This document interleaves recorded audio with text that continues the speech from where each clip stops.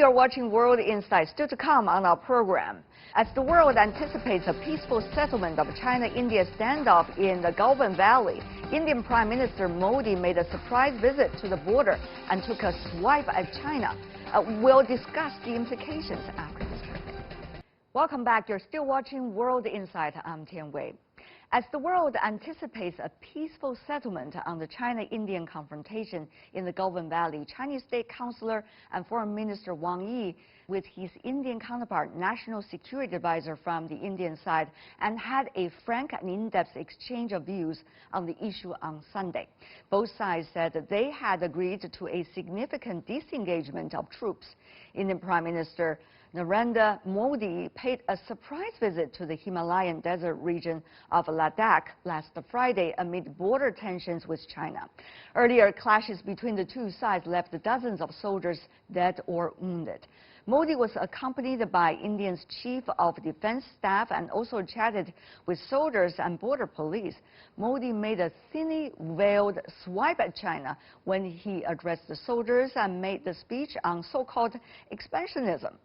At the same time, India has been deploying its special forces and new heavy weapons to the border with China. So what's the intention behind Modi's sudden visit and the military deployment to the area? Let's loop in our guests and discuss on this topic.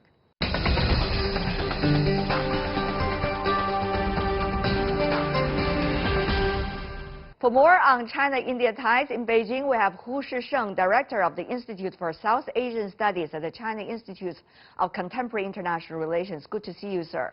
Joining us from India in New Delhi, we have Chitrapu Uday Bhaskar, Director of the Society for Studies of Policies, and who's also a retired commodore who served in the Indian Navy. Welcome to both of you. First of all, how should we understand the latest visit by the Prime Minister of India to the border area lately? Mr. Bhaskar? The visit of Prime Minister Modi to the Ladakh region was really to convey national resolve at a time when we have had what I will only describe at this point as a challenge in terms of the line of actual control.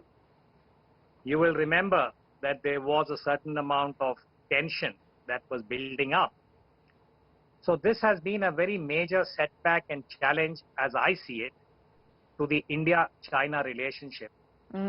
Okay. So there's been a lot of uncertainty in India, and I think Prime Minister Modi's visit had 2 or 3 purposes. Number one, for the troop, to really give them a morale boost.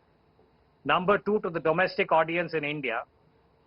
And number 3, I think, to the whole world, to say that India is taking a very, very resolute position, if I could put it that way. Okay, Mr. Hu, from the Chinese side now, when actions is taking place by one side, usually what matters also is the reactions from the other side and the interpretations from the other side. What is the Chinese interpretation of the latest move by the Indian Prime Minister? I think I agree all the 3 objectives, which was listed by Commander Bhaskar. But I want to add one more, that is that to know the ground realities. Because I know that Prime Minister has a detailed discussion with the local corps commander, who also participate into the corps commander level talks in several rounds. So we want to know the details, what the Chinese side positions and how the ground realities. I think this is also serving the purposes. Now, what is next? We have seen, Mr. Hu, from the Indian side, taking off of Chinese apps from India users.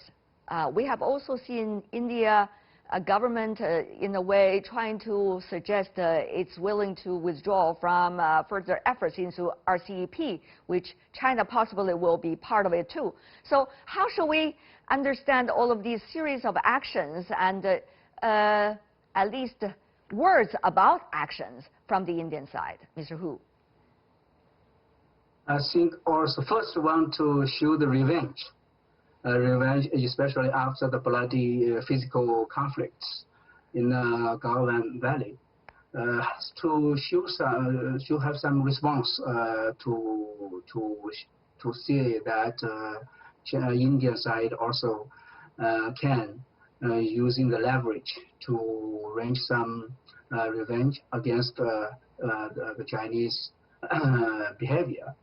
Second, I think that most importantly is that want to take full advantage of this conflict so that to stirring up the anti-China feelings and the nationalism and the patriotism, and at the same time, all of so that can convince or persuade the clients or the consumers or users of this Chinese app to give up because of nationalist reasons or patriotism reasons. Otherwise, without this incidents, I don't think it is so easy to persuading the Indian citizens who already got accustomed to the Chinese apps. But in such kind of accidental event, so it will provide facilities for the government, for some of the interest groups to sell the idea that by the excuse of security, so that convincing the Indians to using their own replacements. I see. So that maybe to in the future, so that to reducing the dominant influence and even the market shares of the Chinese app. But I think that for the interest groups, maybe one of the basic reasons behind it. when you take actions, I mean, anybody, any country, there is a result. And whether the apparent rhetorics about the actions and the real end result are the same or not are usually debatable. Now, some say it is also debatable about the latest decision made by the Indian side regarding trade cooperation, regarding, technology cooperation. What do you make of it? I'd like to just add a couple of points to what Dr. Hu has said. Very experienced man, he knows India and South Asia very well. And I just want to clarify one point, that when you made the question, you seem to link up what happened in Galwan Valley with the RCEP decision. I just want to clarify that India's decision on the BRI and the RCEP were taken before what happened in Galwan. So that is the first major point I want to make. The second is, as far as the decision by the Indian government about these apps, the Chinese apps, yes, it was arrived at after what happened in Galwan, and I would interpret this as one of the responses by the Indian side because of the same point that Dr. Hu made, that when you lose soldiers, and as you know, in India, the information is disseminated very widely. It's a democracy. We have a large number of TV channels that are constantly beaming news about national security. So there is a certain sentiment in the country. And to address that, I think the government has taken this step about the Chinese apps. Does it constitute a response in the trade domain? The answer is yes. But I just want to remind you that if you look at what has happened between United States and China over the last few years, ever since President Trump has come to the White House, there has been a similar attempt at trying to use trade as a means of leverage. Mr. Bhaskar, if I could, since you use this logic, so is New Delhi trying to imitate the United States in your approach to the other countries, including to China? Is that what you're trying to suggest? New Delhi is learning from Washington today, learning from the Trump administration. Is that what you're trying to say? No, madam, I'm not. I'm saying then what that does that every mean? country arrives at its own responses. And if you look at how countries have related to each other, trade, I'm saying, has been used. For instance, you can look at China, Japan. You have What had about a China similar and India? experience, if you remember. What about China and India, sir? Since we're talking about China and India, and the border issue is totally a bilateral issue, as you know very well. What about this directly to our relationship, I mean, to China and India, rather we drag the other parties into this overall discussion? But maybe that's a question for you to ponder about. Mr. Hu, just to give everybody a equal share of time, Mr. Hu, your arguments here and also your opinions about what needs to be done to resolve the real issues, not rambling around about issues that are not directly related. And what is the end of the so-called reactions and chain reactions? And will China go down that road too, to revenge against India if the India side try to punish the Chinese apps? If the Chinese really did that, what does that mean for both countries? And will that come to a stop at any point? No, act or react, they will enter into endless vicious circle. I don't recommend that. Okay. I think that what China can do is still to using all the channels to calming down the situation and explain to the Indian side that how we take a big picture into consideration, because this kind of revenge and revenge